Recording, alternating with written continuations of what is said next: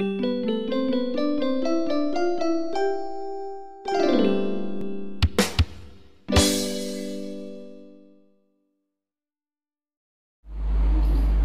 Nabi, yang menyia-nyiakan ilmu adalah saat yang berbicara ilmu itu bukan ahlinya, sedangkan yang merusak ilmu lupa.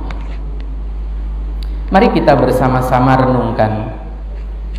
Lupa itu tidak akan pernah terjadi pada Allah Subhanahu wa ta'ala. Allahu la ilaha illa huwal hayyul qayyum la ta'khudhuhu sinatun. Allah Subhanahu wa ta'ala tidak punya dan tidak akan pernah lupa. Maka apapun yang difirmankan itu benar-benar nyata, benar-benar benar. Tidak ada lupa bagi Allah. Sedangkan bagi selain Allah, yaitu manusia, al-insanu mahallul khata' wan nisyan. Kalau manusia itu ya memang tempatnya salah dan lupa. Sehingga lupa itu hanya nempel pada manusia. Bapak Ibu jamaah sekalian, di dalam hadis ini dijelaskan lupa itu perusak ilmu. Masya Allah, benar memang. Dulu waktu di pondok, hafalan alfiyah itu 1000 nadham, 1000 bait. Setiap pekan itu 3 kali pelajaran. Sekali pelajaran terkadang sampai 5, 7 bahkan sampai 10 nadham dihafalkan. Begitu lulus dari pesantren, lulus juga hafalannya. Artinya lupa. Tapi perlu diketahui, lupa itu hanya menjadi penyakitnya ilmu, menjadi perusak ilmu. Makanya kalau kita merujuk kepada kajian yang dikemukakan oleh ulama-ulama kita, oleh para kiai, ada 3 macam lupa. Lupa merusak, lupa pura-pura, lupa nikmat. Sehingga jangan digebiah-uyah, jangan dipukul rata bahwa lupa itu aduh lali aku.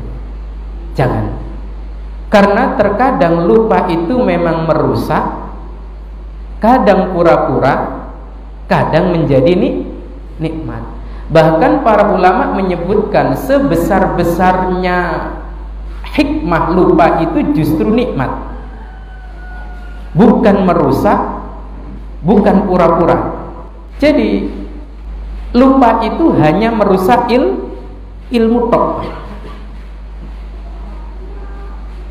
Loh, adakah orang yang dengan lupanya itu menjadi nikmat? Masya Allah. Contoh sederhana, sebelum subuh sudah niat nawaitu shauma ghadin. Jam 10 ada yang nganter nasi padang pakai rendang, double pula rendangnya, 2 potong daging. Makan, tinggal sambelnya doang. Ingat, lupa aku kalau puasa. Pertanyaannya, ini lupa yang merusak apa nikmat? Nikmat. Maka sebesar-besar lupa itu hikmahnya adalah nikmat, bukan merusak. Karena yang merusak, yang dirusak oleh lupa cuman ilmu tok. Tapi meskipun ilmu, ini ilmu apapun yang biasanya telah dipelajari, lekat di otak manusia, lekat di hati manusia. Cuman kalau kita mengikuti penjabaran yang dikemukakan oleh Imam Al-Ghazali rahmatullah alaih, beliau mengatakan ilmu yang dirusak oleh lupa itu hanya ilmu yang ada di otak. Di hati tidak ada. Makanya ilmu itu kan berada di 3 tempat.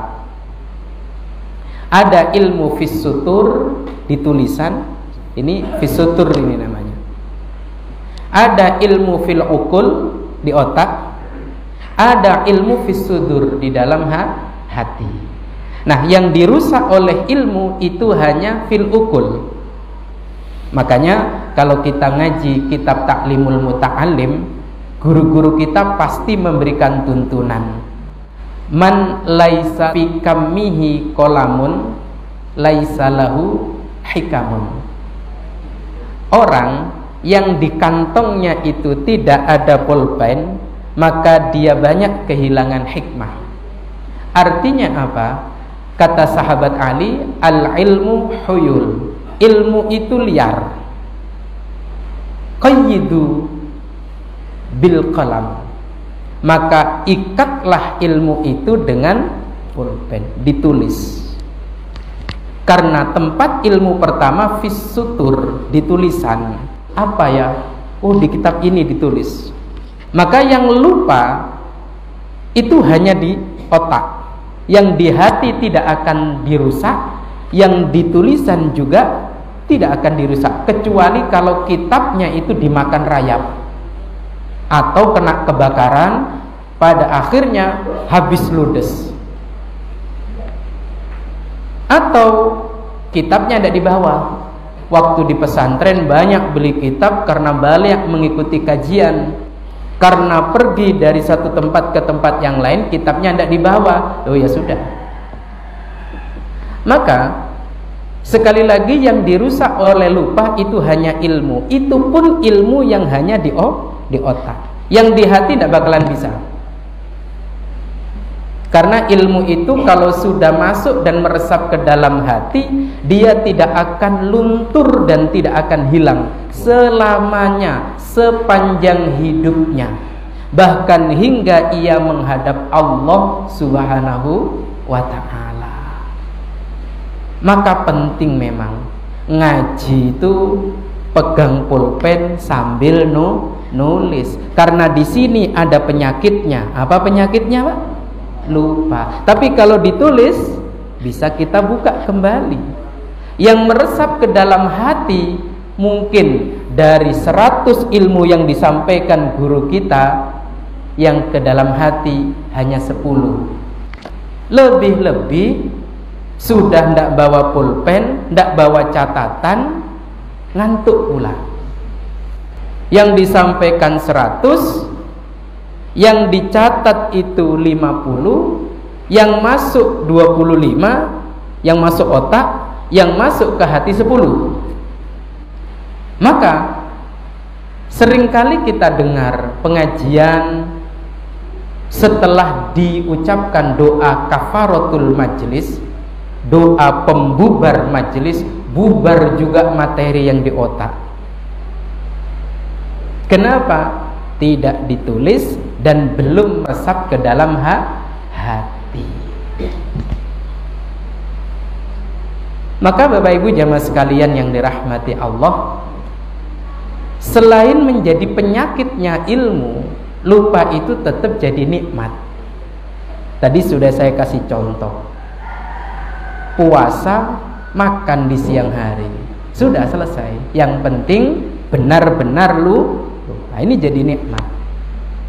Salat Allahu Akbar, dapat 2 rakaat apa dapat 3? Batal salatnya apa lanjut karena lupa rakaat? Lanjut. Tapi harus memilih. Pilih menetapkan 2 rakaat atau 3 rakaat. Pilihan bijak dan sesuai tuntunan adalah yang sedikit.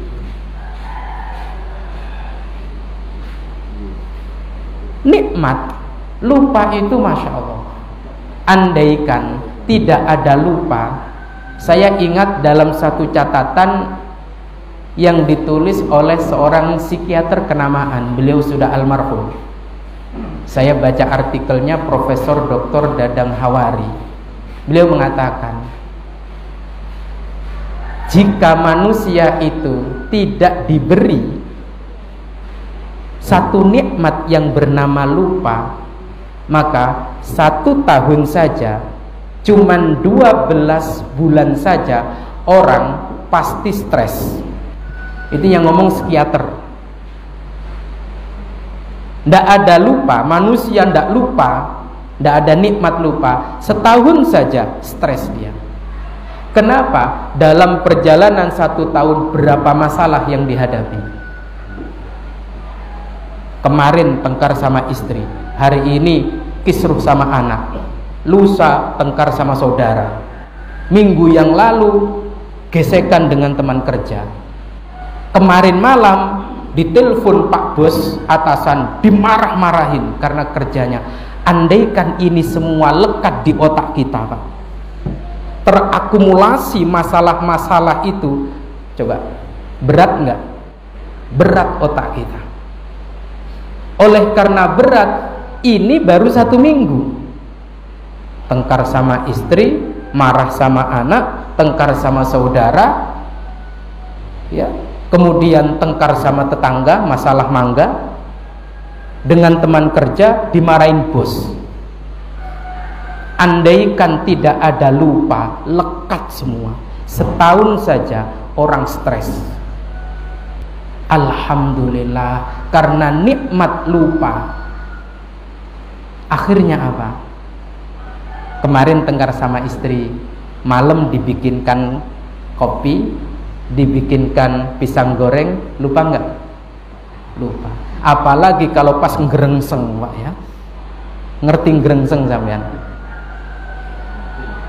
Pas pingin kelon bahasanya Kang Alim. Wes mesti baik-baik itu. Kemarin marahin anak, ternyata anak pulang, ayah aku juara 1 loh. Lupa nggak? Lupa. Tengkar sama saudara, tiba-tiba saudara datang bawa rantang. Kak, alhamdulillah tadi istri masak banyak, ya sih. Selesai semuanya. Pak bosnya telepon, Pak datang ya besok malam sama keluarga. Kemana? Ke rumah makan A, kita makan bareng-bareng. Sama temannya juga begitu, ketemu goes bareng, lalu kemudian salaman, ngobrol bareng, hilang semuanya. Berkat apa? Nikmat lupa. Maka jangan sampai ada satu ungkapan dari seorang alim, la tasubbun nisyan fa innahu ni'matun. Jangan sekali-kali ya mencaci maki lupa, karena sebesar-besar lupa itu manfaatnya adalah nikmat. Masya Allah. Makanya cara mengelola agar supaya permasalahan yang kita hadapi, permasalahan yang sudah lewat kita hadapi, susah melupakannya, tata kelola yang mudah adalah ala bidzikrillahi tatma'innul qulub. Sudahlah, cara melupakan masalah kemarin sama istri, sama anak, sama ini, yang paling mudah, tentramkan hati dengan mengingat Allah. Karena paling efektif untuk melupakan permasalahan dan persoalan itu mengingat Allah. Kalau bermasalah dengan istri, ingatlah Allah. Bermasalah dengan teman, ingatlah Allah. Maka kedahsyatan mengingat Allah akan menghadirkan nikmat lupa, sehingga kemudian hatinya menjadi tentram.